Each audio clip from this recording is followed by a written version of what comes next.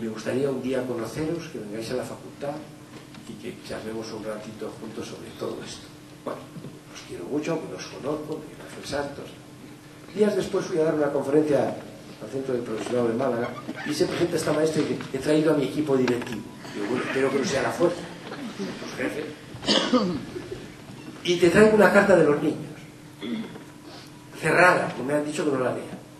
Bueno, íbamos a empezar, así yo metí mi chaqueta, yo sentía la carta de los niños.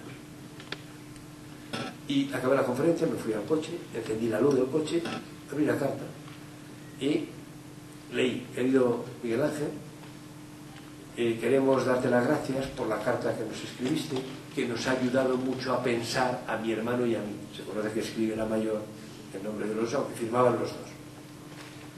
Y hemos decidido una cosa, que vamos a ayudar a nuestra mamá para que siga estudiando, porque sabemos que eso es muy importante para ella. Y algún día queremos verte en la facultad con mamá. Bueno, yo he escrito un artículo que está colgado en el blog, aunque hacía alusión, que se titula Mamá Estudiante. Yo, qué hermoso que estos niños oigan a su mamá: voy a estudiar, voy a la facultad, voy a hacer un trabajo, voy a leer, y no solo mamá limpia, mamá cose, mamá plancha, mamá quita la porquería de la casa. El artículo lo he titulado Mamá Estudiante. Mamá estudiante. Pero cuántas emociones, por eso decía, cuántas emociones hay en nuestra tarea. Cuántas sementeras, no todas inmediatas, todas inmediatas. Algunas cosechas son muy lentas, son muy tardías, pero son en la educación inexorables. Pero sabéis, voy a ir cerrando porque solo faltaba que, siendo un viernes a estas horas, os hiciésemos una prórroga muy larga en esta mañana. Voy a cerrar con una cosa que quiero comentaros, que quiero compartir con vosotros, y que es la siguiente. Atención, porque en la educación muchas veces corremos el siguiente peligro.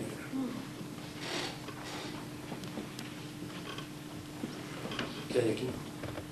Un punto. ¿Tu nombre? A Lorena le voy a dedicar esta hojita luego, ¿no? Voy a poner una frase a ella, porque ella se va a quedar absolutamente sorprendida de lo que ha dicho.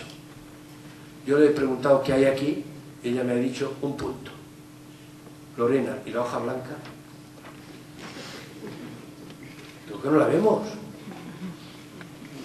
Pues no la hemos visto. Pero no diga, hoy lo que he dicho yo. No, todo el mundo dice lo mismo. Todo el mundo dice lo mismo. Pues aquí podría haber dicho, no le he dicho qué hay dibujado en esta hoja. ¿Le he dicho qué hay dibujado en esta hoja? No, ¿qué hay aquí? Y podría haber dicho, pues una hoja blanca, grande, lo blanco, y un puntito negro. Pero tendremos a ver lo negro. En nuestras prácticas, en lo que hacemos, yo me gustaría ponerle un marco esto y regalárselo a cada profesor, que lo pusiera en su aula. Y me podría poneros miles de ejemplos de cómo lo hacemos habitualmente, ¿no? Dictado. ¿Quién lo conoce? ¿Quién no lo ha hecho? Como profesor y como alumno. El vejete iba apoyándose en el bastón. Todo perfecto. Pero en la línea 20, hora sin H. Sale por aquí. ¿Pero en qué palabra? En hora. ¿Pero por qué no ha puesto iba? Y vejete. Y apoyándose. En la línea 32, huerto sin H. Dos faltas. ¿Y todo bien? Pero nosotros también.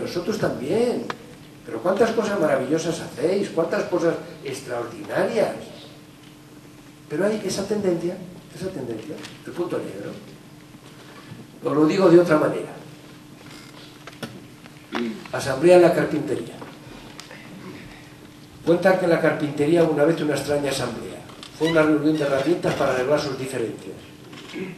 El martillo ejerció la presidencia, pero la asamblea le notificó que tenía que renunciar. Causa: hacía demasiado ruido. Y es verdad. Y se pasaba todo el tiempo golpeando. Fuera el martillo. El martillo aceptó su culpa, pero pidió que también fuera pulsado el tornillo. Dijo que había que darle muchas vueltas para que sirviera de algo. Fuera el tornillo. Ante el ataque el tornillo aceptó también, pero a su vez pidió la expulsión de la lija. Hizo ver que era muy áspera en su trato y siempre tenía fricciones con los demás. Fuera la lija. Y la lija estuvo de acuerdo a la condición de que fuera expulsado el metro, que siempre se la pasaba midiendo a los demás según su medida, como si fuera el único perfecto. Fuera el metro.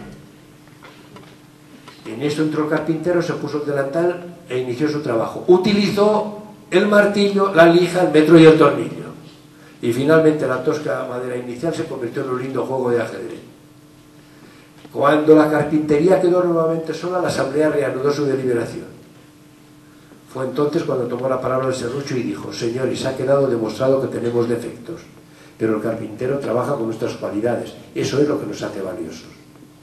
Así que no pensemos ya en nuestros puntos malos y concentrémonos en la utilidad de los puntos buenos. La asamblea encontró entonces que el martillo era fuerte, que el tornillo unía y daba fuerza, que la lija era especial para afinar asperezas, y observaron que el metro era preciso y exacto.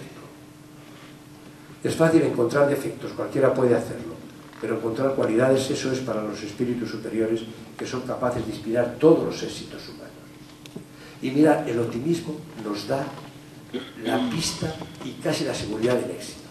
En el libro La fuerza del optimismo de Luis Rojas Marcos, en el que dice que durante siglos se ha investigado sobre salud en la enfermedad, sobre salud mental en la enfermedad mental, y se ha investigado poco en aquellos elementos que nos hacen mejores, más felices, más sabios, y uno de ellos es el optimismo. Y habla optimismo y salud, optimismo y trabajo, optimismo y amor, y cuenta, fijaros qué anécdota tan sugerente. Un teniente suizo manda a un destacamento de soldados a hacer una empresa de extraordinaria dificultad a una montaña helada.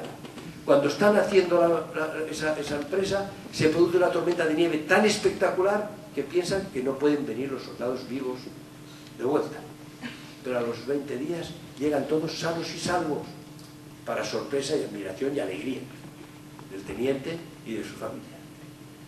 Y el teniente les pregunta: ¿cómo es posible que con esta tormenta de nieve hayáis encontrado una salida? Y dice uno de ellos: es que uno de nosotros tenía un mapa, y gracias al mapa hemos encontrado la salida. No olvidéis, se produce la acción en Suiza. Dice el teniente: quiero estudiar ese mapa. Le dan el mapa, lo estudia y descubre con asombro que es un mapa de los Pirineos. De modo que, ¿qué pasó? Que no le salvó el mapa geográficamente. ¿Qué le salvó? El optimismo que dio el mapa. El optimismo que generó el mapa, la esperanza de salvarse. Y esto tiene que ver también, no sé, me decía la ministra de Educación de Bolivia, los habitantes de la ciudad de Potosí, esas características regionales que son tan discutibles, porque habrá de todo en la ciudad de Potosí, se dice que tienen la fama de ser muy pesimistas.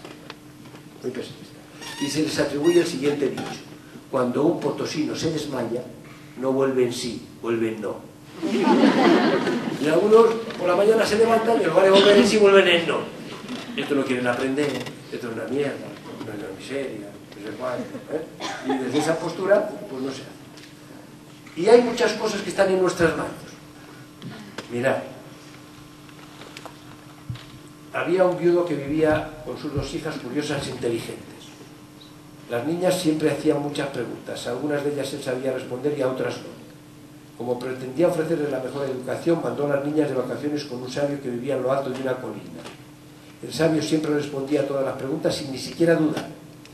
Impacientes con el sabio, las niñas decidieron inventar una pregunta que él no sabría responder. Entonces una de ellas apareció con una linda mariposa azul que usaría para engañar al sabio. ¿Qué vas a hacer?, preguntó la hermana. Voy a esconder la mariposa en mis manos y preguntarle al sabio si está vivo o